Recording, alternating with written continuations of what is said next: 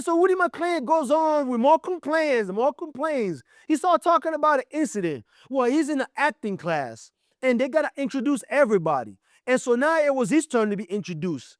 And so before he even say anything, they asked everybody in the class to say what they thought about him, their first impression. And their first impression was something along the line of violent, still typical black guy. And he didn't like that. And so that's when he started talking about how you realize that in society, people judge you before you even talk, before they even get to know you. You just found that out? You just realized that? How old were you? 12? Brother, you get judged in society. That's how it works. There's a reason why when you go to a job interview, you dress nice, because you want to give the person interviewing you a good first impression, because he's going to start judging you.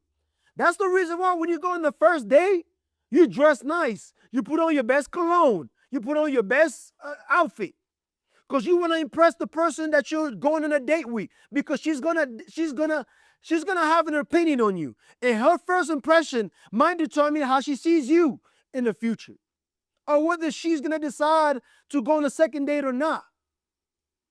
This whole judging people didn't start in the American society. It started way before you and I were born. It's the Romans were judging people. See, in a Roman society, you could get, based on how you dress, the other person could tell whether you were a Roman citizen or if you were a slave. And so based on that, they would treat you differently. So brother, didn't just start now, they were judging back then. How you walk, how you conduct yourself, how you dress. It gives another piece of information about you. People judge you based on that. Now, that piece of information that you give out to people might be wrong, but that's your fault. And it's just part of life. That's how it is. There's nothing we can do about it. Just like women shouldn't date men for money, but they do. We don't like it, but there's nothing we can do about it. So you just learn to live with it. It's just reality, brother. If you went to jail before, there's going to be consequences. It's up to you to change that narrative. If you don't want that label to stick on you, it's up to you to change that narrative. How you talk to people, how you dress. And so I just didn't understand why he all of a sudden just found that out. And so now he doesn't want to take these violent roles. He feels like he needs to be picky.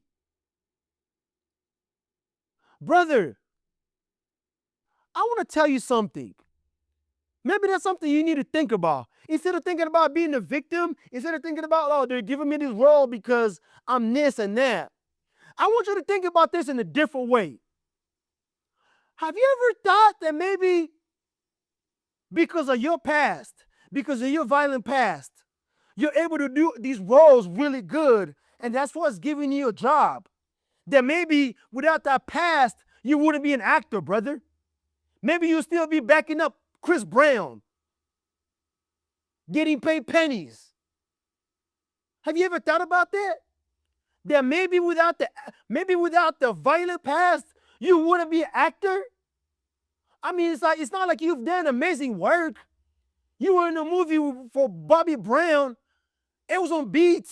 BET is not known for making great movies or great TV shows. BET got this TV show called All Queen's Man. The most pathetic TV show I've ever seen. It looked like it was filmed with an iPhone. It's basically about this black girl who runs a strip club. And she does all this illegal stuff. She's always committing crime. And she never gets arrested. She's smarter than the cop, the FBI, and the CIA. She can come over and run through your house. And she ain't going to get arrested. I don't understand what the story is about at that point. So it's not like you acting on BET gives you some kind of credibility. It doesn't. You were in a TV show, Power. Power? The acting is below average, brother. Mary J. Blige can't act. It's like every time she's supposed to make me feel mad, she makes me feel sad. When she's supposed to make me feel sad, she makes me feel mad. I don't understand it. She's always bringing out the the opposite reaction that you're supposed to do. And then you got that guy Zeke, the basketball player. He looked like he learned how to act from a Craigslist post. And the person who's putting the team together, 50 Cent, can't act himself. Y'all remember that movie that 50 Cent was hyping up where he was supposed to be a football player, and so he lost all this weight so he can be in that role, and the movie came out, the only people that watched it is him and his mother? And so that power doesn't give you that much credibility either. And you know what? That way of thinking will get you in trouble. You know what that reminds me of? It reminds me of Russell Wilson. See, Russell Wilson was a good quarterback when he was with the the Seahawks.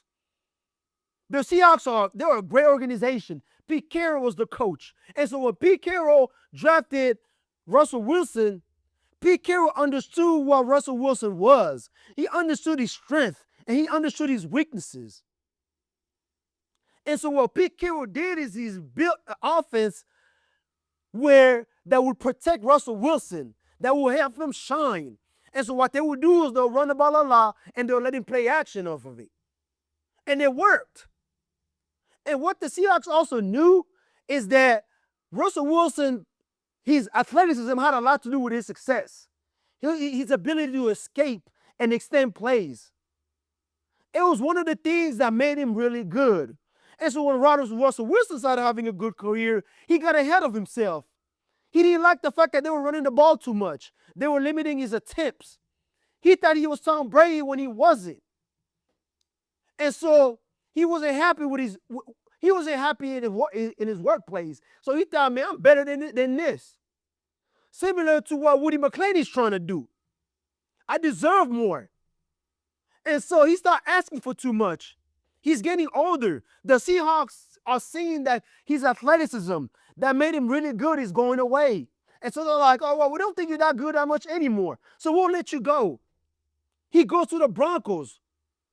And we all know what happened after. Now he's a journeyman. Now we're starting to realize that Russell Wilson wasn't as good as we thought he was. He can't see the field well. His athleticism had a lot to do with his success. And now that his athleticism has gone down, he's being exposed. And so Woody McClain, I would hate for that to be you. I would hate, see that journeyman that Russell Wilson became? I wouldn't want that to be you, brother. Sometimes you need to learn to be appreciative of where you are in life. The grass isn't always greener on the other side, brother.